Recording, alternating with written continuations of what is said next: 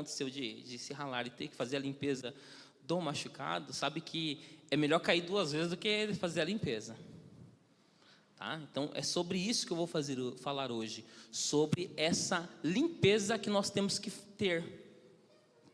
Nós, cristãos, um dos problemas que nós temos na atualidade, da igreja da atualidade, é que estão minimizando o pecado, achando que dá para viver de qualquer jeito. E isso, eu lembro perfeitamente, a enfermeira, um pouquinho grande, né? Eu era magrinho, né? A mãozona dela dava metade das minhas costas, mas ela esfregava com gosto para poder fazer a limpeza dessa ferida que estava nas minhas costas. Para fazer o tratamento do pecado é a mesma coisa, porque embora você se entregou a Deus, embora você recebeu Jesus, Ele levou os seus pecados, mas há algo que nós vamos receber uma transformação na vinda de Cristo, nós vamos ser transformados, e ainda a nossa batalha contra o pecado, ela continua agora, ela vai de forma que se você não se policiar, você cai. E eu lembro que na década de 80, quando eu pensava na vinda de Cristo, eu imaginava aquele culto maravilhoso, de repente, bum, a igreja era arrebatada. Aí ficavam os gatos pingando na igreja, né? Aqueles irmãos, né, que na verdade não eram irmãos, estavam lá, eram simpatizantes da igreja, estavam lá dentro e presenciava tudo. Isso na década de 80, na década de 90, falando, bom, a metade da igreja vai, a outra metade fica. Hoje eu tenho estado muito preocupado, porque nós temos cristãos online, nós temos cristãos, a mensagem está sendo pregada em todos os cantos da terra, e a pandemia facilitou isso. Na década de 80 era cada praça, hoje não, cada monitor, cada celular, cada TV, tem pessoas pregando o evangelho, só que as pessoas estão tão acomodadas, estão tão vivendo dentro do pecado e dentro das igrejas, que as coisas vão de mal a pior, e as pessoas minimizam isso, e aí as palavras são de bênção, de prosperidade, de cura, e o maior problema que te separa de Deus é o pecado. E quando começa a falar sobre isso, você começa a tocar na ferida, aí fica difícil. E aí a gente consegue estabelecer até tipos de cristãos nos dias de hoje. Os cristãos na atualidade, tem um cristão espiritual, tem aquele cristão dado às inclinações, e tem um cristão carnal. Mas como pode isso? Vou mostrar para vocês, e com alguns exemplos. O tema que eu escolhi está no livro de Tiago, capítulo 4, versículo 7. Tiago 4, versículo 7. Eu costumo dizer que é o Provérbios do Novo Testamento, porque ele, além de dar muitos conselhos, ele aborda situações de forma prática. Se você quer ser um cristão de verdade, não um simpatizante de igreja, ou que adora ver o culto, porque tem gente que adora ver o culto, mas não participa, está dentro do culto, mas não participa do culto. A igreja eleva a sua adoração a Deus, não assiste. É como o jogador de futebol, está lá no campo, lá, e ele correndo da bola, está dentro do campo, mas não está jogando, está assistindo. A bola é cruzada, mas ele não vai até a bola, ele espera a bola vir até ele. Não participa. O cristão tem que ser atuante. Então o Tiago, ele aborda de uma forma prática, uma vida prática. Tiago capítulo 4, versículo 7. Sujeitai-vos, pois, a Deus, mas resisti ao diabo, e ele fugirá de vós. Sujeitai-vos, pois, a Deus, mas resisti ao diabo, e ele fugirá de vós. Sujeitai-vos, submetam-se a Deus, dependam totalmente de Deus, mas resisti ao diabo. Percebe que na sua conversão, você entregou a sua vida a Deus, Ele te purifica, e você vive em santidade, uma santidade progressiva, mas você não está livre totalmente. E aqui Tiago, ele se utiliza de 2 imperativos. Imperativo é algo que está na epístola de Tiago. Há mandamentos, há ordens. Se vocês lerem, quando você chegar em casa, dá uma lida nesse contexto, você vai ver que ele está falando das contendas que se há dentro da igreja. Ele escreveu para crentes. Ele usa 2 imperativos: sujeitai-vos e resisti. Direcionados à igreja.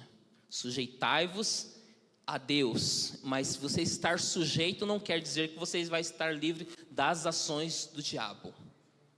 E quando nós falamos do diabo, a gente tem que ser bem claro aqui: o diabo não é onipresente, então não vamos dar nada ao diabo aquilo que ele não tem, certo?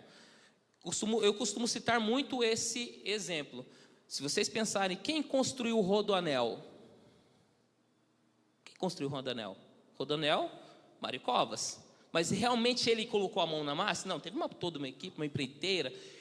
A ação do diabo é parecida, ele não está em todos os lugares, mas há uma equipe demoníaca em diversos lugares, montando o cenário para que você peque.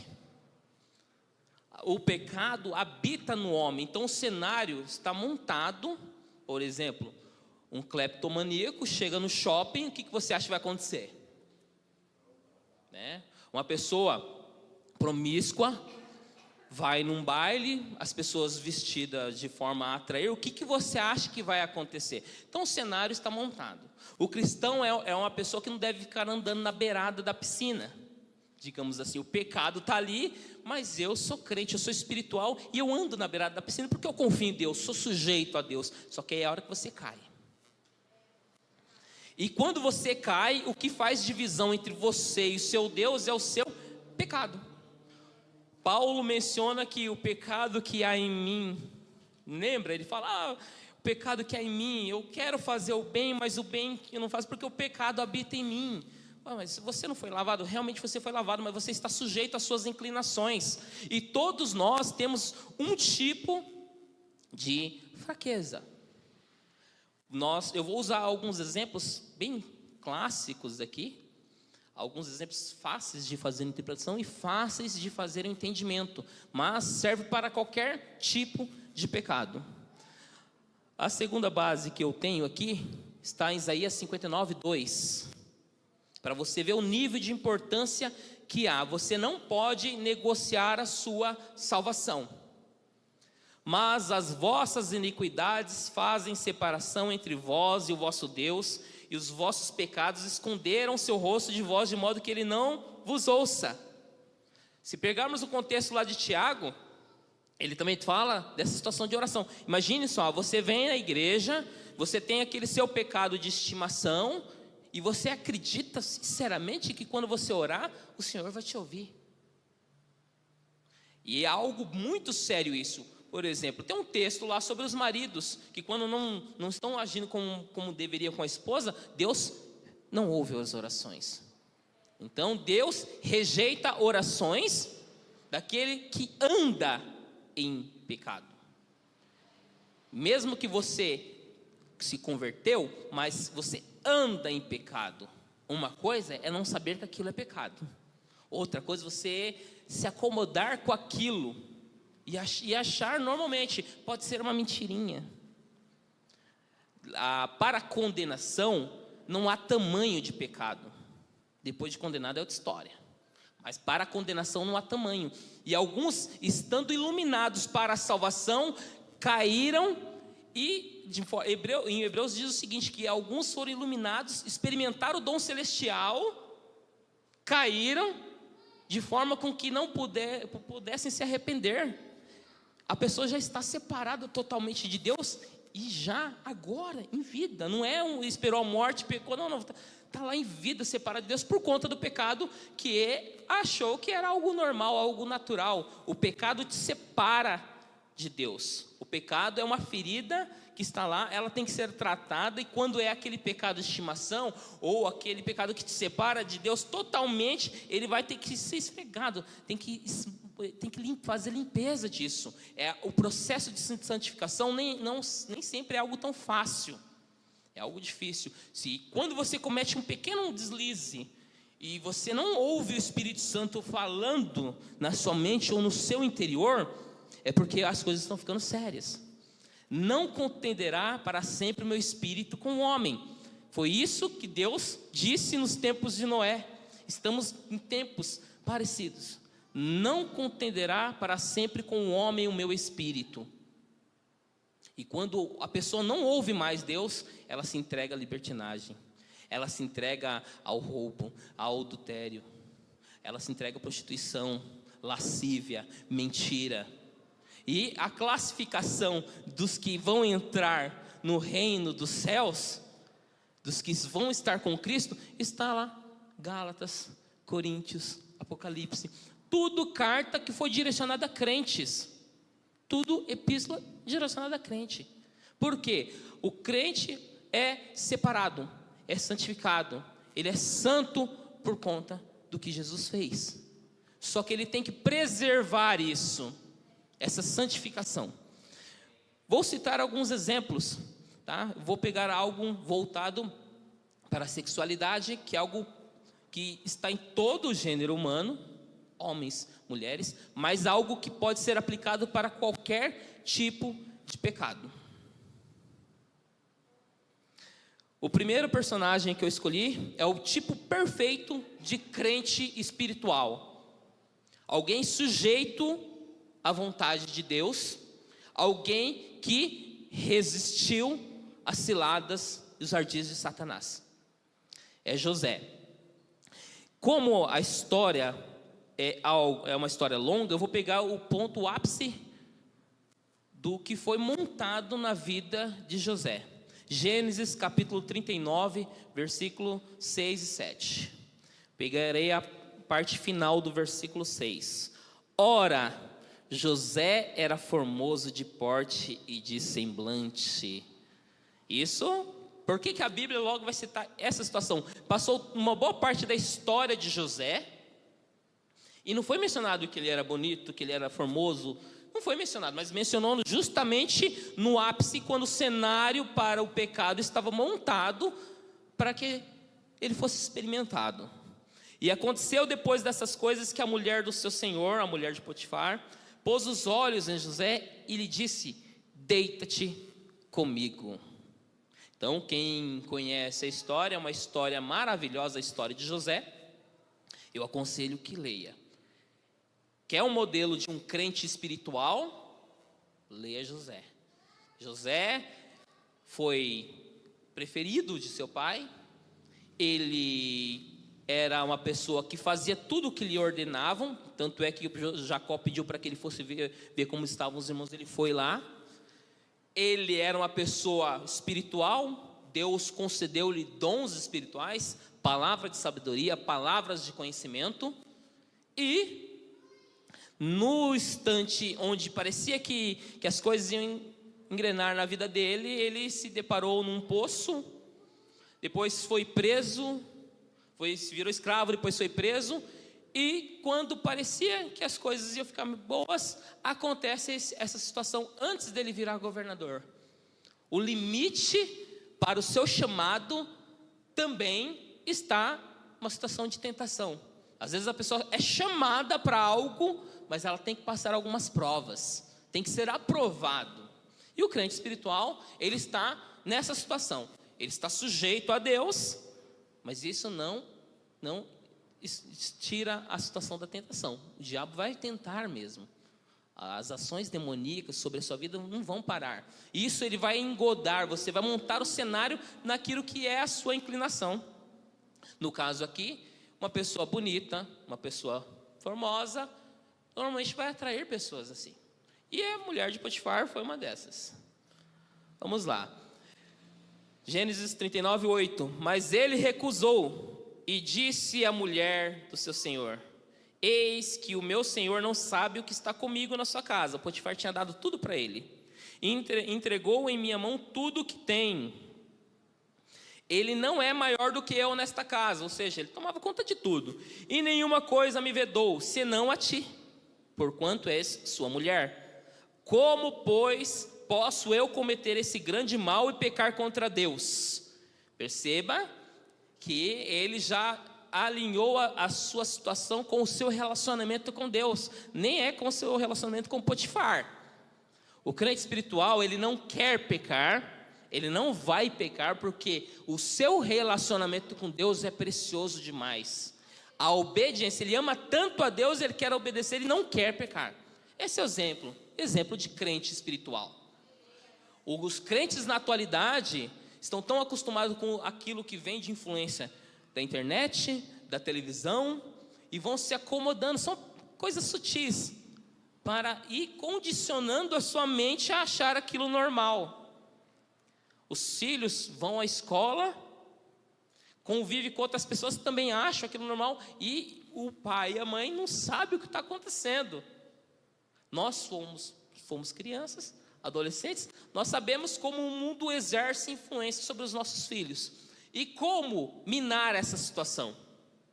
Agindo de acordo com os mandamentos de Deus na nossa vida. E Tiago é bem prático nisso. Leia Tiago, dá mais ou menos de leitura uns 20 minutos.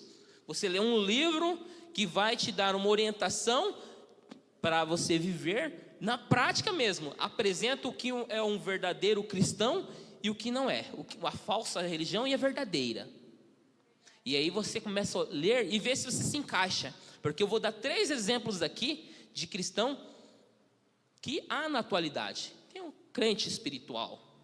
José tanto foi perfeito em suas ações que ele serviu de tipo para Jesus. Tá? Ele é um tipo para ele, aponta para Jesus Cristo, José. E no Novo Testamento nós temos uma admoestação de Paulo a Timóteo, 2 Timóteo capítulo 2, versículo 22. Foge também das paixões da mocidade e segue a justiça, a fé, o amor, a paz com o que de coração puro invocam o Senhor. Tá? Então, foge. Na mocidade é o momento que a gente está ganhando as experiências da vida. Se você teve uma boa orientação do seu pai ou da sua mãe, fiel em Deus, que Timóteo teve. Timóteo, a mãe e a avó educavam ele perfeitamente. Mas mesmo assim o apóstolo Paulo deu essa orientação. Foge. Quando o pecado está perto, sabe aquela situação, você entra no shopping, está lá o irmão que era cleptomaníaco e se converteu a Deus, entra no shopping, aí de repente o pessoal sai da loja, vê tudo lá. Aí ele lembra da sua vida antiga, antes de Cristo. E aí já começa a sentir. O que ele tem que fazer? Fica lá? Ou começar a olhar onde estão as câmeras? Não, ele tem que sair da loja, vai para o banheiro, vai orar, faz qualquer coisa, mas não deixe que a sua salvação entre em risco. É assim que funciona o crente espiritual, porque nós estamos sujeitos a inclinações da carne. E embora sendo espirituais, estamos ainda no nosso corpo que se receberá transformação ainda. Então, o conselho dado a Timóteo, foge. Isso das paixões da mocidade. Os irmãozinhos mais novos que namoram. Foge. Evita ficar sozinho, só você e sua namorada. Em situações que vai surgir um clima. Por quê? É natural sentir desejos. Homem, mulher, é natural, não é pecado. O pecado é você fazer com que esse desejo venha a ser desenfreado e você se entregue à lascívia, à luxúria, à prostituição e perca a sua salvação. Esse é o problema. Aí a ferida só vai aumentando de forma com que você não consiga tratá-la. Porque as suas emoções, o seu entendimento vai sendo embotado. E aí alguém vai te falar que está errado. E você vai querer achar até texto bíblico para dizer que você não está tão errado assim. Então, quando você está errado, o seu entendimento embotado, de forma com que você comece a colocar a sua serviço, o seu entendimento, o seu juízo, diante daquilo que Deus estabeleceu para você, você acaba caindo. Outro personagem que eu separei. Eu costumo dizer que ele é o queridinho dos irmãos, o queridinho da igreja, e é o rei Davi. Normalmente, nós, quando vamos falar de Davi, nós lembramos de quem? Do Golias. Davi e Golias. Nós lembramos que ele é o homem segundo o coração de Deus. É um crente. É um homem segundo o coração de Deus. Nós lembramos que ele reinou Israel e foi o rei, o melhor rei que houve em Israel. Só que, quando nós queremos espiritualizar tudo, nós vemos nessa situação. Ele derrotou o gigante Golias, pegou a fundo e derrubou. Só que vamos analisar o comportamento. O pecado é algo que dá fruto e te mata espiritualmente. O pecado é algo que está em você e você tem que dominá-lo. Você tem que se sujeitar a Deus. Você tem que resistir. Vamos ver o que aconteceu com Davi. Temos muitas passagens de Davi, mas eu separei uma aqui, 2 Samuel 11, 1. Davi já reinando, já tendo muitas batalhas sendo vencidas, e nós temos batalhas todos os dias e vencemos muitas, mas quando se trata de pecado, e se você não estiver sujeito a Deus, você perde para o pecado. Você consegue, alguém provoca alguma situação, você resiste ali, não, vou passar. Eu sou crente, eu sou ungido, eu sou da palavra, eu sou da oração. Você consegue ali, na sua força. Mas se você não estiver verdadeiramente sujeito a Deus, você perde. Você ganha uma batalha ali, você ganha uma outra ali. Só que o cenário vai sendo montado ao seu redor, de forma com que cedo ou tarde você acaba caindo. Porque você está dependendo de você. A vigilância para com o pecado, ela deve ser diária. Parece que você está no ambiente dentro da igreja. Há influência demoníaca aqui? Não. Todos adoraram a Deus. Estão conectados com aquilo que foi entregue e com aquilo que está sendo dito agora. Só que, ainda assim, você pode estar sujeito. Por quê? Está lá o irmão, né? Paulo menciona a situação de se vestir, não se veste direito, a irmã ou o irmão, atraindo visões de outros. Isso se chama lascívia, quando você se veste para chamar a atenção de outros. É um pecado, você peca e faz com que os outros pequem também. Cada um assume a sua responsabilidade diante de Deus por conta do seu pecado. Só que veja como você viva prudentemente. Vou fazer uma selfie aqui, a irmãzinha vai lá e faz o biquinho sensual. Expõe para todo mundo na rede social. A carência de uma curtida. Cristão é uma pessoa autêntica. Ele é diferente por natureza, uma natureza que veio de Cristo. Ele tem que ser autêntico. Não tem que se deixar levar porque os outros vão achar. É legal você receber elogios.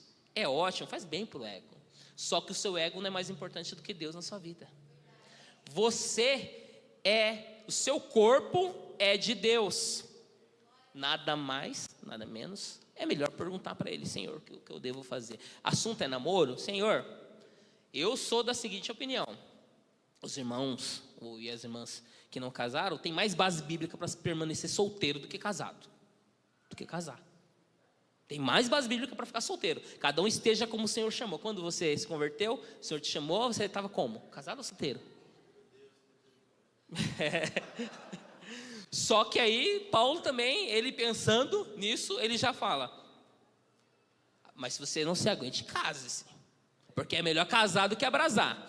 É melhor casar do que ficar andando na beiradinha da piscina. Tá? Por isso os cristãos normalmente casam cedo. Alguns, né? Hoje parece que as coisas estão mudando, mas uns 30 anos atrás, chegou, completou 18 anos, entrou na igreja, glória a Deus, o irmão vem aleluiado dentro da igreja, vê a irmãzinha lá, ela aleluiado também, opa, glória a Deus, aleluia, pastor, marca o casamento. E é bem assim que as coisas aconteciam. As coisas, aí o pessoal está na ideia de experimentar. Vamos namorar primeiro. Não tem base bíblica para namoro. Mas vamos namorar primeiro, vamos nos conhecer. Você não conhece nem o seu próprio Deus. Você acha que vai conhecer a outra pessoa. Você não conhece porque você não quer, porque Deus se apresenta para você e te livra dos pecados, te livra das tentações, mas você quer experimentar, porque a sua inclinação não te permite ter um maior relacionamento com Deus. Então, Davi estava reinando em Israel. Então, vamos analisar. 2 Samuel 11:1. Tendo decorrido um ano, no tempo em que os reis saem à guerra, Davi enviou a Joabe, e com ele os seus servos e todo Israel. E eles destruíram os amonitas e sitiaram a Rabá. Porém, Davi ficou em Jerusalém. Essa passagem é algo bem interessante. Toda vez que o crente, a pessoa temente a Deus, deixa de fazer aquilo que Deus quer, é a hora que vem o pecado. Quando você está ocupado com as coisas de Deus, e eu não estou falando de fazer serviço na igreja, quando você está ocupado com as coisas de Deus, você não tem tempo para dar atenção para aquilo que acontece ao seu redor, no sentido de pecado. Você vive em espírito de oração. Você ora a todo tempo. Você chega lá no ambiente, isso é para os meninos, chega lá, passa aquela mulher formosa, você já pensa, sai de mim, Satanás. Isso não estou falando que a mulher é feia, ela é bonita mesmo, mas sai de mim, porque você sabe que a sua inclinação para isso é complicado.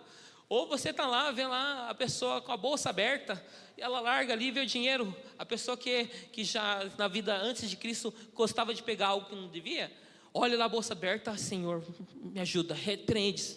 Acabou, e você sai. Só que você está em espírito de oração, você está vivendo em espírito. Viver em espírito não é só quando você vem na igreja, você vive, você dorme para descansar o corpo, porque você fala, é templo do Espírito Santo. Aí você sai da rede social, fala, eu tenho que descansar esse corpo, porque amanhã eu tenho que glorificar a Deus por meio dele. E Davi tinha que estar na guerra juntamente com os outros, né? com seu exército, juntamente com os reis. Isso após um ano de ter ganhado uma batalha. 2 Samuel 11:2. Ora, aconteceu que, numa tarde, Davi se levantou do seu leito e se pôs a passear no terraço da casa real. E do terraço viu uma mulher que se estava lavando, e era esta mulher muito formosa à vista. Todos conhecem a história, né? Batseba, mulher de Urias, estava se banhando. Só que ele só teve visão disso porque estava em Jerusalém. Todo mundo, todos os homens na batalha, e ele lá passeando, no final da tarde lá, e viu aquela mulher formosa.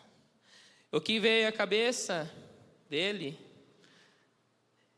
Tendo Davi enviado a indagar a respeito daquela mulher, disseram-lhe, porventura não é Batseba, filha de Eliã, mulher de Urias, o heteu? Então Davi mandou mensageiros para trazê-la. Olha só, aqui é o retrato do crente espiritual, mas dado a inclinação dos seus desejos, dado a inclinação daquilo que ele foi produzindo na sua história. Vamos voltar lá para Golias, desde o início. 1 Samuel 17:25. Diziam os homens de Israel, vistes aquele homem que subiu? Pois subiu para desafiar a Israel. Ao homem, pois, que o matar, o rei cumulará de grandes riquezas e lhe dará a sua filha, e fará livre a casa de seu pai em Israel. Essa situação aqui, tá, vou falar um pouquinho dela. Israel estava num lado, os filisteus do outro, e um vale no meio. De repente sai um gigante, o gigante Golias, e desafia o povo de Israel. Não sou eu o filisteu? Mande-me um homem. Para que derramar tanto sangue? Mande-me um homem para batalhar contra mim. Nesse momento, Davi chegando lá no exército para saber dos seus irmãos, ele vê essa cena e vê os soldados comentando: você viu aquele homem? Nossa! E aí ele ouviu falando disso, sobre o presente, aquilo que ganharia aquele a quem derrotasse o gigante. Se você pegar esse contexto, você vai ver que ele pergunta 3 vezes, para ter certeza: é mesmo isso que vai dar filha em casamento? Vai dar riquezas? Não vão ter que pagar imposto? Que maravilha! Ele faz questão. Eliabe, o irmão dele, vai lá e repreende: o que você está fazendo aqui? Você não devia estar com as ovelhas? Não, não é bem assim. Que mal que eu estou fazendo? É verdade mesmo? É verdade que vão dar a mulher, a filha do rei, para mulher e riquezas? É verdade? 3 vezes ele pergunta. Analisando o comportamento, você já vê algum tipo de inclinação. Claro, ele foi lá, derrotou o gigante Golias pela força do Senhor. Ele fez tudo e ele já tinha sido ungido rei por Samuel. Aquela convicção dentro dele, que ele era ungido de Deus, um homem escolhido, um homem separado do pecado, ele já tinha aquela convicção. Só que as inclinações estavam sobre ele ainda. Ele perguntou, foi lá, batalha vencida, os filisteus, tal, Davi mata 10.000, Saul seus milhares, Davi seus 10.000 milhares, e aí isso vem. A história não para por aí. Então falou Davi aos homens que se achavam perto dele, dizendo: que se fará o homem que se matar a esse filisteu e tirar a afronta de sobre Israel? Pois quem é esse incircunciso filisteu para afrontar os exércitos do Deus vivo? Ele fez essa pergunta 3 vezes. 3 vezes. E aí nós temos o resultado: as mulheres de Davi. Depois dessa história, Davi foi, batalhou, venceu as batalhas. Mical, aí eu coloquei as bases bíblicas, eu não vou ler, mas vou decorrer um pouquinho sobre elas. Mical, a filha de Saul, foi dada. Antes era Mirabe. Saul não gostou muito da ideia, deu a Mirabe para outra e deu a filha mais nova para Davi. Teve os problemas de Saul e Davi. Saul tentou matar Davi, Davi corria, não tocava porque ele era ungido do Senhor e tudo mais. Mical, em determinada situação, foi tirada de Davi, foi dada a outro homem. Davi, por essa feita, teve que fugir, ele estava fugindo de Saul. Logo, ele conhece o seu batalhão que estava com Davi, seus 400 homens, precisavam de alimento. E chegou em determinada situação, havia um homem chamado Nabal. E ele tinha muitas coisas que poderiam ser oferecidas a Davi. Enquanto o exército de Davi estava lá, os pastores dele puderam apacentar tranquilamente. Só que Nabal é um homem, o significado do nome é um homem tolo. Tá? E ele foi lá: não, eu não vou ajudar Davi. Quem é Davi para eu ajudá-lo? A mulher de Nabal, uma mulher sábia, Abigail, falou: meu Deus, o que ele está fazendo? Sem Nabal saber, foi até Davi, levou alimento para o exército, pediu perdão para Davi, falou: joga a culpa do meu marido sobre mim, eu seja responsável do pecado dele, e ache graça do Senhor a mim. Isso, parafraseando, foi o que ela disse para Davi. E Davi olhou aquela mulher, e a Bíblia menciona que ela era bonita, ela era formosa, né? Olhou para aquela mulher e certamente a cobiçou. Olha só, passou um tempo, Deus-se juízo sobre Nabal, Nabal morreu. E o que Davi fez? Mandou buscar Abigail. Ele já era casado com a Mical, estava sem a Mical no momento, mas mandou buscar Abigail. Só que se você ler essas passagens que estão aí, você vai ver que Abigail tornou-se mulher de Davi, e ele também tinha Ainoã. Se formos ver essas passagens, Ainoã era a mulher de Saul. Saul tomou a filha e Davi tomou a mulher dele. Olha a inclinação de Davi. Tomou a mulher dele. Então ele já estava com a Mical, que não estava com ele, mas tinha Abigail e Ainoã. Depois, nessa mesma passagem, 2 Samuel 3:5, o capítulo 3, os 5 primeiros versículos falam das outras mulheres. Eglá, Maaca, Agite, Abital, todas eram mulheres de Davi. por que ele teve esse engraçado com a Batseba? Ele estava com 7 mulheres. E aí, ele queria a 8ª ainda que tinha dono. Natã, né, usou de uma parábola, né, uma analogia para poder fazer com que Davi enxergasse. Natã foi lá e falou: o que faria se o homem pegasse a ovelha de alguém que não tinha nada, esse homem tendo muitas ovelhas, né? O que você faria? Não, esse homem tem que ser morto. Natã está falando do próprio Davi, porque uma pessoa, quando está pecando, ela não enxerga o tamanho do seu pecado quando vai virando algo vicioso, quando é o seu pecado de estimação. Esse era o pecado de estimação de Davi, que foi o adultério e morte de Urias, e trouxe um grande juízo sobre Israel. Ou seja, o seu pecado pode fazer com que os outros sejam atingidos também. Ai, Senhor, eu não sei, o meu filho saiu de casa, meu filho está lá, e às vezes foi o seu exemplo. Ai, nossa, meu filho casou, você não para de brigar com a esposa. Seu exemplo em casa. É algo, e isso vai diante de Davi. Ele vê o pecado e flerta com o pecado. Um crente espiritual com algumas inclinações, se flertar com o pecado é o andar na piscina que eu estou falando. Você cai. Não dá para flertar com o pecado. Não, eu vou resistir. Então, Davi casou com Mical. Mas você vê a pergunta lá no início, olha só. Muitas pessoas não vão mencionar essa história, porque o ápice da história é a derrota de Golias. Mas o interesse de Davi com a premiação é algo que foi enfatizado 3 vezes por Davi. Casou com Abigail. Abigail era casada, ficou viúva, tomou para mulher. Ainoã, depois que ele perdeu Mical, foi lá e tomou a mulher de Saul.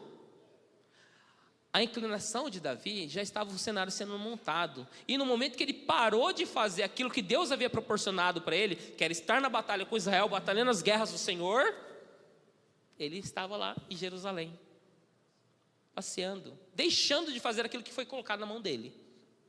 E quando o crente deixa de colocar a obra de Deus, e não é estar dentro da igreja, é algo contínuo, ele deixa de fazer o que Deus lhe proporcionou, Deus permite que certas coisas aconteçam, para mostrar aquilo que está no seu interior. É você que precisa saber onde está a sua inclinação. Uma pessoa, nos Alcoólicos Anônimos lá, para a pessoa receber o tratamento, ela vai no primeiro dia. Quem tem problema com álcool aqui? Se a pessoa não levantar a mão, ela não vai na segunda reunião, tem que assumir. E era impossível Davi assumir esse tipo de problema, porque, olha só, ele foi cultivando, aos pouquinhos, foi crescendo esse problema. Quando ele estava com 7 mulheres, os homens foram tudo para a guerra, mas ele estava com 7 mulheres, ele estava, ao invés de cuidar da sua família, ele estava lá andando, passeando, vendo o seu reino, aquilo que ele construiu, e deixou que o pecado o envolvesse. Tiago 1,13, né? Eu falei que Tiago é bem prático, né? Ninguém sendo tentado diga, sou tentado por Deus, porque Deus não pode ser tentado pelo mal, e Ele a ninguém tenta. Cada um, porém, é tentado quando atraído e engodado pela sua própria concupiscência, seu desejo desenfreado. Então a sua concupiscência, havendo concebido, dá à luz o pecado, e o pecado, sendo consumado, gera a morte. Tá? Então Tiago é bem clássico ao dizer, o pecado, o problema está em você. A cobiça, né? E se tivermos que pegar os 10 mandamentos lá, Paulo lá no Novo Testamento ele fala, a cobiça é o problema. A Eva foi lá, cobiçou aquela fruta. Foi bonito, foi atraente. Então o cenário é montado. E eu vou citar até um filme que não tem nada de cristão, eu acho que o nome é Premonição. O que acontece? A morte não vai montando um cenário para as pessoas, é o pecado. O pecado vai montando um cenário para você. Pode escapar agora, mas o cenário está sendo montado mundialmente para que os crentes caiam. em Apocalipse diz que o dragão queria devorar o filho. E esse filho era Jesus. O dragão queria e estava perseguindo a mulher, Israel. O cenário foi montado na história para que Jesus não nascesse.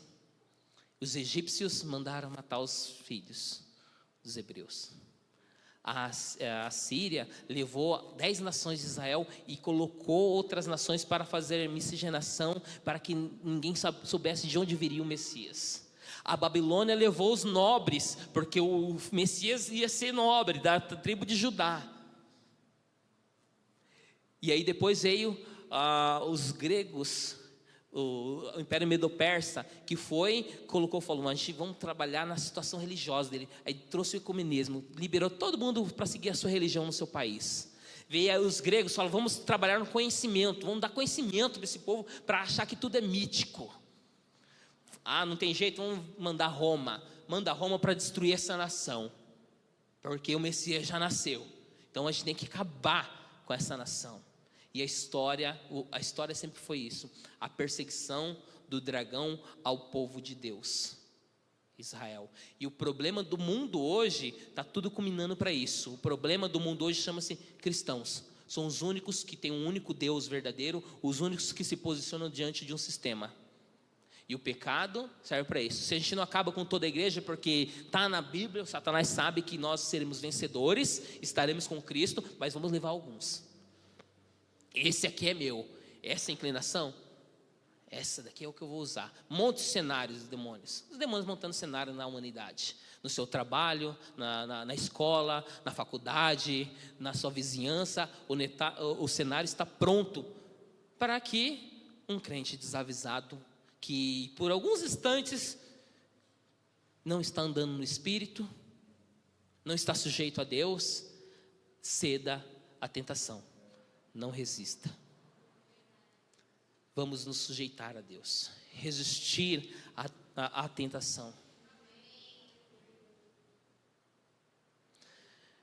A morte é o resultado daquilo que acontece quando você peca.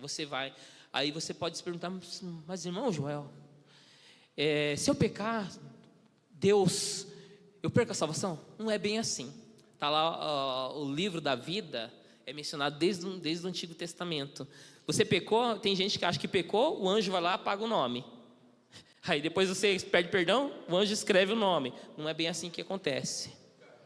Tá? Mas a sua inclinação, você vai alimentando o pecado. Ele vai crescendo, você vai se endurecendo, e você vai fazendo com que você não reconheça mais achando que é normal. As coisas vão dando sinais desde o início, tudo. O carro, quando está para quebrar, ele dá um sinalzinho ali.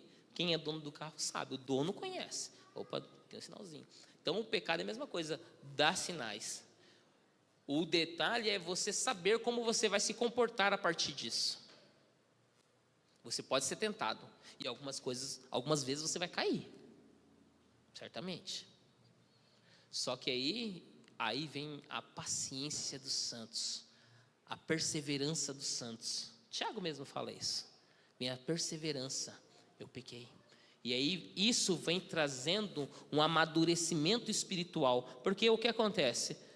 Todo mundo está adorando. Se chega alguém onde que todo mundo conhece a vida e a pessoa é pecadora, aí vem lá, todo mundo olhando diferente para a pessoa, cometendo pecado maior ainda. Porque se um profeta recebe galardão de profeta, uma pessoa que der um copo de água recebe galardão de profeta, imagine você imputando o pecado do outro. Então o juízo que vai naquela pessoa, se ela não se arrepender, é o mesmo ou maior que virá sobre você. Converta-se, sujeite-se a Deus. A igreja é aberta para o pecador entrar, conhecer o Evangelho, se arrepender e prosseguir uma vida de santidade. Amém? Vamos agora, falamos do crente espiritual, né? Da pessoa temente a Deus, que é espiritual, que é José, um exemplo. Falamos de Davi, um crente espiritual, mas porém, se deixando levar pelas suas inclinações. Vamos falar agora de Sansão. Sansão, peguei um momento onde ele está com Dalila, Juízes 16, 19. Então ela o fez dormir sobre os seus joelhos e mandou chamar um homem para lhe rapar as 7 tranças de sua cabeça. Depois começou a afligi-lo e a sua força lhe foi. Sansão, quem conhece a história sabe que ele era nazireu. O nazireu não rapava a cabeça, não bebia e não comia do fruto da vide, era consagrado, separado ao Senhor desde antes do nascimento dele. Foi dito isso. É um exemplo de cristão. Somos separados desde o nosso nascimento por Deus. Nós, nada nos toca do fruto da vide. Nós vamos experimentar isso com Cristo lá na glória, porque o próprio Cristo falou que Ele não experimentaria até que nós fôssemos ter com Ele. Tá? Então, o nazireu é alguém separado, separadíssimo. Só que Sansão tinha um pequeno probleminha. Quando ele foi ficando mocinho, ele casou com uma moça que os seus pais não se agradaram dela, uma filisteia. Os filisteus estavam dominando a nação de Israel. Eles estavam afligindo a Israel, mas a palavra de Deus nos menciona que Deus incitou ele a isso. Ele tinha uma inclinação a isso. O propósito de Deus até se utiliza de situações para fazer com que os seus desígnios venham a acontecer na sua vida. Mas isso não traz justificativa para que você continue no seu erro. Você deve se conhecer, deve conhecer os seus limites, mas principalmente deve conhecer onde está a sua força. Sansão sabia onde estava a força dele. Só que quando ele revelou para Dalila, e por vezes, ela perguntou para ele: onde está a sua força? E ele falava, fazia um trocadilho, ele falava algo, e justamente quando ela fazia, de repente apareciam os filisteus para atacar Sansão. Ele foi repreendido, Deus o repreendia nessa situação, sempre. Só que ele não deu ouvidos. Vamos ver o que aconteceu a Sansão. E disse ela: os filisteus vêm sobre ti, Sansão. Despertando ele do seu sono, disse: sairei como das outras vezes e me livrarei. Olha só, ele já tinha saído outras vezes. E me livrarei, pois ele não sabia que o Senhor se tinha retirado dele. Quando o pecado, ele toma corpo, e é uma prática contínua. Em vez de andar no Espírito, você anda em pecado. É algo contínuo. Não é aquele pecado, cometeu o erro, o Espírito Santo já te deixou. Não, se você já pensou que, nossa, não devia ter feito isso, é porque o Espírito Santo já está falando com você. Agora, quando você não pensa, aí alguma coisa está errada. O Espírito Santo não contenderá com você. Ele se afastará. O pecado é algo que acaba com aquilo que há dentro de você. Ele corrói a sua mente, ele devora o seu cérebro. Eu costumo dizer que namorado, são devoradores de cérebro. Namorados são devoradores de cérebro. Não sei o que acontece, mas é tudo devorador de cérebro. Por quê? Quando algumas coisas vão acontecendo, você já não raciocina como tem que ser. Você já fica pensando assim: será que é isso? Aí você tenta até encontrar aí você pergunta: irmão Joel, é errado fazer isso? Quando a pessoa já vem perguntando assim, eu falei: irmão, vigia. Vigia. Quando vem perguntando se é errado, a pessoa ela está querendo que você justifique a dúvida dela. Eu falo: não, imagina, irmão. É errado fazer isso? É errado fazer aquilo? Então, tem que se policiar.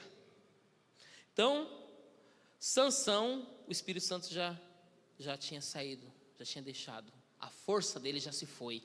A força que o cristão tem está com aquilo que Deus lhe proporcionou, o Espírito Santo. Um crente sem Espírito Santo não é crente. O novo, tudo é gerado pelo Espírito Santo. O seu novo nascimento, os talentos, os dons ministeriais, os dons congregacionais, os dons do Pai, tudo aquilo é dado por você pelo meio do Espírito Santo. O único jeito de você vencer a tentação, vencer os ardis do diabo, é por meio do Espírito Santo. Se você não sabe se você tem, isso é um recado. Busque-o, clame-o, porque só vai estar no céu quando Jesus vir nas luzes do céu. O que o detém o anticristo será tomado e a igreja subirá junto.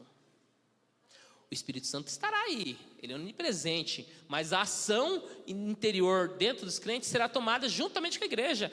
Só vai ficar quem não tem o Espírito Santo, quem não nasceu de novo. Ou seja, se você se arrependeu, recebeu Cristo, verdadeiramente você nasceu de novo e estará com Cristo. Quem não estará com Cristo, só quem não recebeu a mensagem do Evangelho. O pecado, a mensagem de João Batista e a mensagem de Jesus é: arrependei-vos, porque é chegado o reino dos céus. Se você arrepende, Jesus, e o pessoal quer falar: não, você não pode julgar, você não pode acusar, você não pode. Jesus falou o seguinte: todo mundo pecador, vocês têm que se arrepender. Praticamente Jesus está falando isso. João Batista, a mensagem precursora de Cristo, trazida por João Batista, é: arrependei-vos. Quer chegar a Jesus? Se arrependa.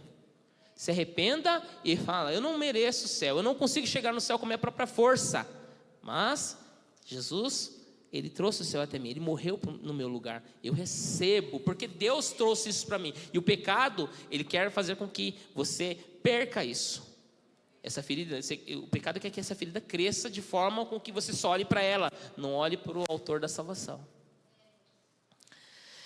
Juízes 16, 21. Então os filisteus pegaram nele, Sansão, arrancaram-lhe os olhos. O cristão, quando peca, se deixa levar por pecado, ele perde a visão. Ele esquece de quem ele é em Deus. O exemplo de quem venceu o pecado lá no deserto, como que o diabo falou: se tu és o filho de Deus, transforma essas pedras em pães. Se tu és o filho de Deus, percebe quem você é em Deus. Não perca a visão de quem você é. Não perca. E tendo-o levado a Gaza, amarraram-lhe com 2 cadeias de bronze. O bronze, se você for analisar a questão tipológica, indica juízo. Não há condenação para aqueles que estão em Cristo Jesus. Não há. Quando você entra em juízo, você já perdeu a visão de quem você é. Você já transformou aquilo que Deus te deu em nada. O esforço, o sacrifício de Cristo para você não vale. E aqueles que receberam iluminação, se experimentaram o dom celestial e se entregaram ao pecado, não tornarão a se arrepender novamente. Não se escravize novamente. E girava o moinho no cárcere, você volta a ser preso. Pecado. E isso é o modelo do crente carnal. Um crente que se entregou aos desejos da carne. Eu não estou falando só de sexualidade. O crente que deixou o seu animalzinho de estimação crescer. O pecado. Lembra-se lá do Éden, a serpente falou com Eva. Lá no Apocalipse, a serpente virou um dragão. Quem que deu mingau para essa serpente para virar um dragão? Somos nós mesmos que fazemos isso. Somos nós que alimentamos a serpente. O seu desejo, a sua inclinação, aquilo que você não confessou diante de Deus.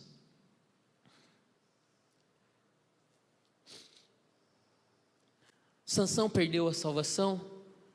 Não, ele foi salvo. Hebreus, quando o escritor aos Hebreus fala dos heróis da fé, ele cita Sansão. Juízes 16, 28, quando o pecado já tomou conta de você. O que você precisa fazer? Então Sansão clamou ao Senhor e disse: ó Senhor Deus, lembra-te de mim e fortalece-me agora só esta vez. Ó Deus, para que de uma só vez me vingue dos filisteus pelos meus 2 olhos. Quando o pecado toma conta de você, de um jeito que você não consegue com a sua própria força fugir, se desviar, afastar-se da piscina, pegar um pano e limpar, quando você não consegue, lembre-se de Deus, clame. Clamar não é orar: Senhor, estou sendo tentado, me ajuda, Senhor. Clamar não é isso. Clamar só clama quem está no momento de desespero, quem reconheceu que não consegue por si só. E Sansão, a frase dele: lembra-te de mim, porque ele sabia que Deus o havia abandonado. Lembra-te de mim e fortalece-me só mais essa vez, só mais uma vez.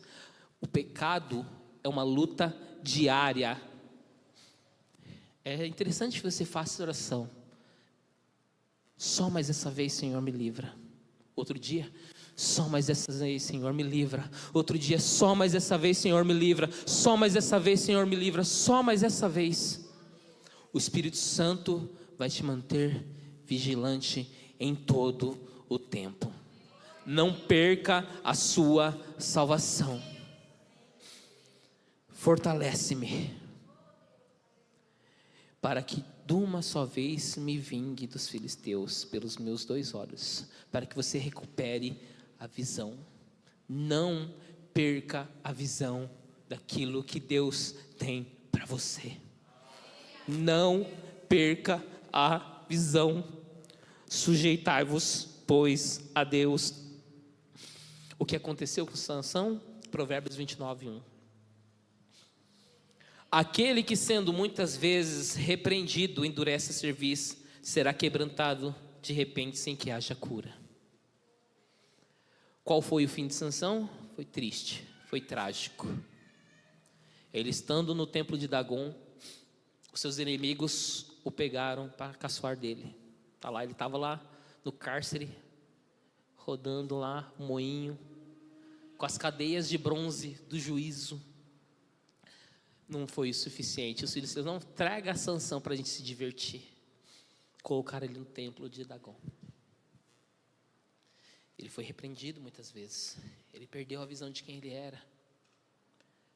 Mas ele ainda, estando agarrado às colunas, ele fez essa oração: lembra-te de mim, Senhor.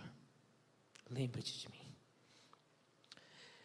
O fim dele foi trágico, foi triste, mas o cumprimento daquilo que Deus estabeleceu para a vida dele foi cumprido ali. Morreu mais filisteus na sua morte do que em toda a sua vida. Ele cumpriu o propósito de Deus. Quando você não perde a visão e você batalha toda a sua vida, no final Deus vai fazer com que você cumpra aquilo que Ele deixou para você. Glória a Deus. Mas não acaba por aí.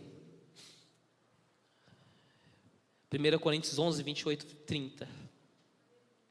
Deus nos chama para nos examinar. É o texto da ceia. Sim, esse mesmo que nós temos todo mês. Examine-se, pois, o homem a si mesmo, e assim coma do pão e beba do cálice. Porque quem come e bebe para a sua própria condenação, se não discernir o corpo de Cristo, o corpo do Senhor. Por causa disto, há entre vós muitos fracos, enfermos e muitos que dormem. O apóstolo Paulo, ele menciona aqui que dentro da igreja há muitos fracos, há muitos enfermos, porque não se examinam. Avaliar o que é o corpo de Cristo, se você ver um pouquinho antes, no capítulo 9, no capítulo 10, você vê que Paulo, quando fala do corpo de Cristo, ele fala que nós somos um só pão, uma só massa. O seu pecado pode servir de escândalo para o seu irmão. Quando você não examina como se deve, não confessa, não se arrepende, você traz condenação para você. Os fracos, os enfermos e alguns que dormem, a palavra dormir aqui é morte. Deus vai fazer com que você fique entravado numa cama, para que você não peque mais. Fala, não tem jeito, chegou um momento que ele não vai se arrepender. Eu sei que ele crê em mim, eu prefiro levá-lo agora. Alguns dormem, Deus os leva para que não percam a salvação. Alguns são levados. E Paulo escreve aqui para a igreja de Corinto. Uma igreja tinha muitos dons espirituais, mas ele fala, mas vocês são carnais. Vocês são carnais. Ou seja, o dom espiritual que você recebeu, aquilo que demonstra que você é cristão, não é dom, é fruto. O fruto é consequência das suas ações. Você deve buscar os dons espirituais, glória a Deus, aleluia. Expulsar demônio, profetizar, trazer palavras de conhecimento, de sabedoria, curar as pessoas. Mas o que demonstra se você é um cristão espiritual não são os dons, é o fruto. É o fruto do Espírito. E quando você não discerne como funciona o corpo, você traz condenação para si. Ai, mas o irmão não olhou para mim. Ai, mas eu não recebi tal coisa. Irmão, não dá para ficar brincando de ser crente. Não dá. Ser cristão, estar dentro do corpo de Cristo não é receber um cargo, não é receber uma função, é receber a autoridade dada por Deus para ganhar almas, para edificar vidas. Isso é ser um cristão. Você pode ser salvo sem a igreja, mas uma vida cristã você não consegue viver sem a igreja. E a situação prática, Tiago, em toda a sua epístola, ele fala, você quer ser um crente de verdade? Pratica isso, controle a sua língua.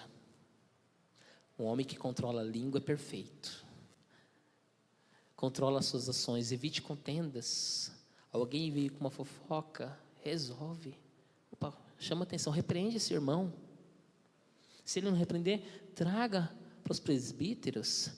E se ele mesmo assim, aí Paulo já menciona, se ele mesmo assim não quiser se arrepender, nem sente com ele. Leve para a igreja e ele será colocado como pagão, como gentil. Porque realmente não é um cristão. Estamos no tempo, nos últimos tempos, nos últimos dias, não dá para brincar de ser crente. Efésios 6, 10, 11, depois de estar sujeito a Deus, Paulo, ele menciona algo importantíssimo, finalmente fortalecei-vos, Efésios 6, 10, 11, finalmente fortalecei-vos no Senhor e na força do seu poder, estejam sujeitos, revesti-vos de toda a armadura de Deus, para poderdes permanecer firmes contra as ciladas do diabo. Revesti-vos da armadura de Deus. Fortalecei-vos. Fortalecer, quem vai para a academia sabe como funciona o fortalecimento. Eu lembro quando eu fiz a cirurgia na minha perna, na época, poucos meses eu jogava bola. Com a perna operada, eu levantava todo aquele peso, bem tranquilo, com a perna operada. Hoje eu não consigo. Por quê? Falta fortalecimento. É algo que tem que ser praticado, é algo que tem que ser exercitado. E para que você se fortaleça no Senhor, não adianta vir somente no domingo na igreja e ler a Bíblia. Não adianta orar somente quando o ministério de louvor começa a tocar. Não dá. Você não se fortalece assim. Na verdade, você está morrendo de inanição e não sabe.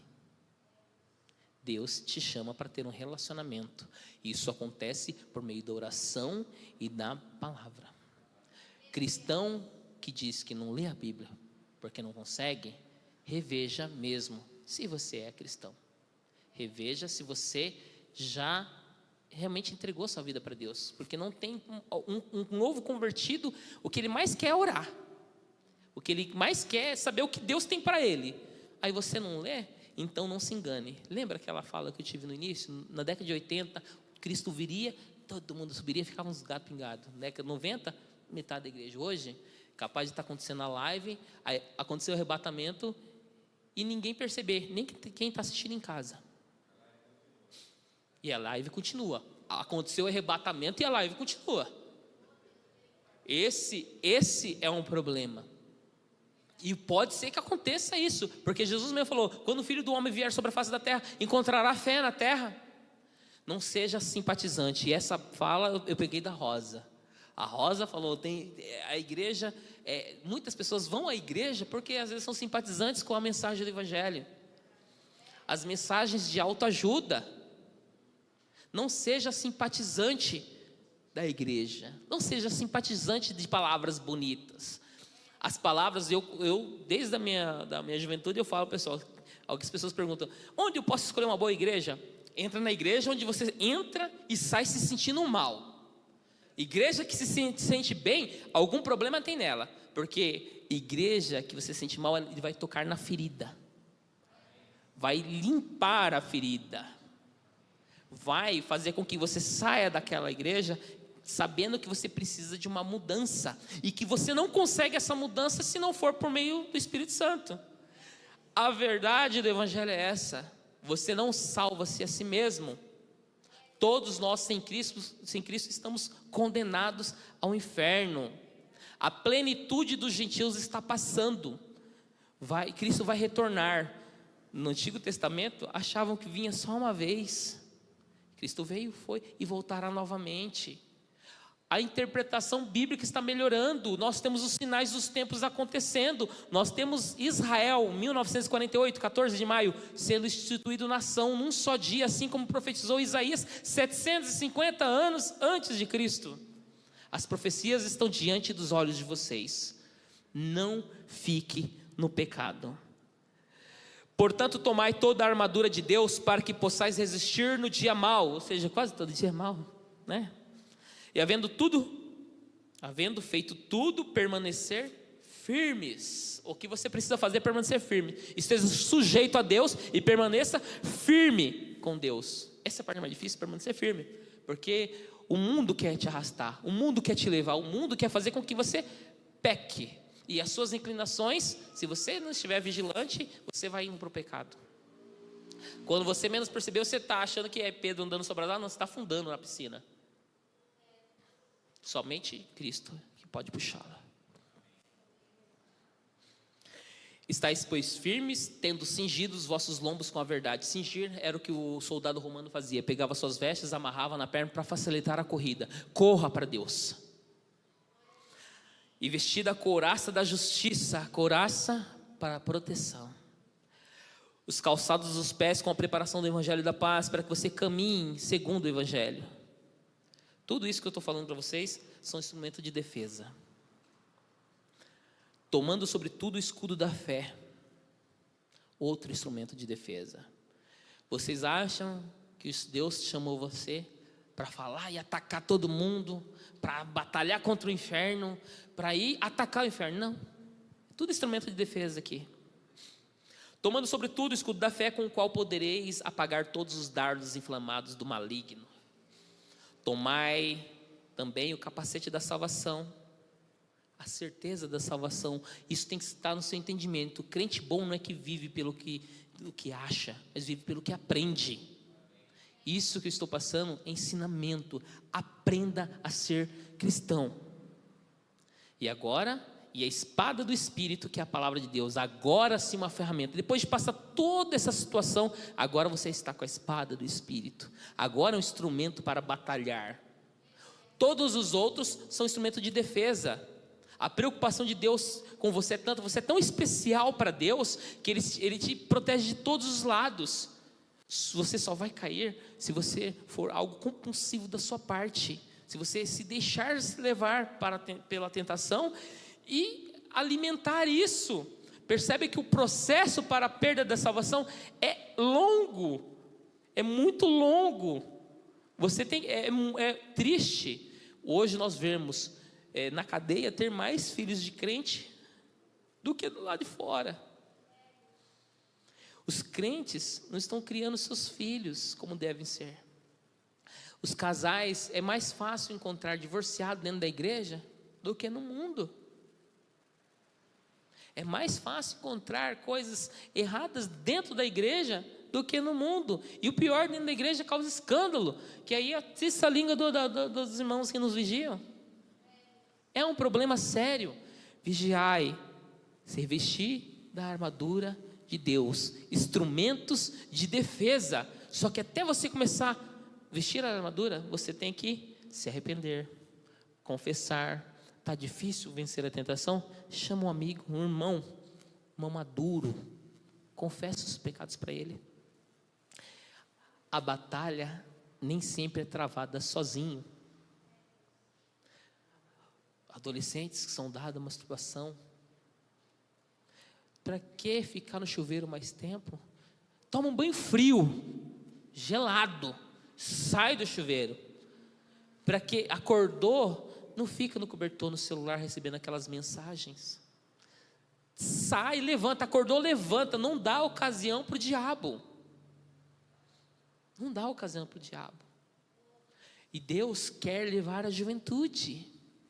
Lembra que João fala: jovens, vocês já venceram o maligno. Hoje é difícil um jovem permanecer. Difícil, mas quando você se entregou, o Espírito Santo está sobre a sua vida, você tem que viver para Deus. Glória a Deus. Se Deus falou com você, se você é uma pessoa temente a Deus, que o Espírito Santo age na sua vida, que você tem plena ciência daquilo que você é chamado, se coloque de pé agora, só para você achar que está acabando. Se coloque de pé em nome de Jesus. Porque Deus fala, todos nós estamos sujeitos a estar sendo levado por qualquer situação de nossa inclinação.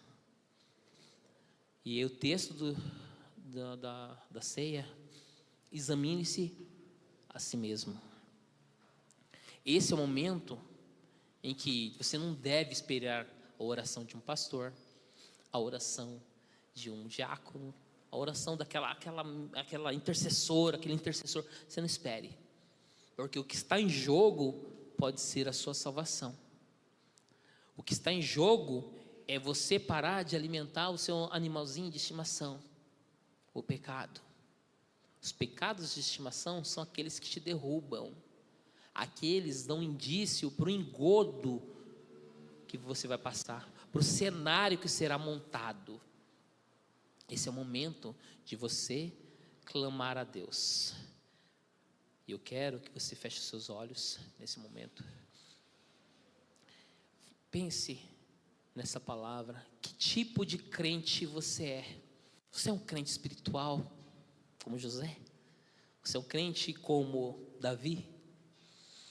Você é como Sansão? Veja qual é o seu perfil. Mesmo José, ele teve que fugir, mas ele mantinha uma vida de oração quando ele estava preso, quando ele virou governador. Não importa o status que você tenha, o que importa é o seu relacionamento com Deus. Davi era pastor de ovelhas, Deus o levantou para ser rei, mas a vigilância com desrespeito à sua ação, ao pecado, ele tinha que ter. Sansão, desde o nascimento, antes mesmo foi profetizado sobre ele, que ele livraria Israel. Mas não é porque os propósitos de Deus vão ser cumpridos que você tem que manter esse distanciamento que você está tendo de Deus. Deus rejeita os soberbos, Deus dá graça aos humildes. Deus, Ele vai ouvir a sua oração se com humildade você chegar a Ele. Lembra-te de mim, Senhor.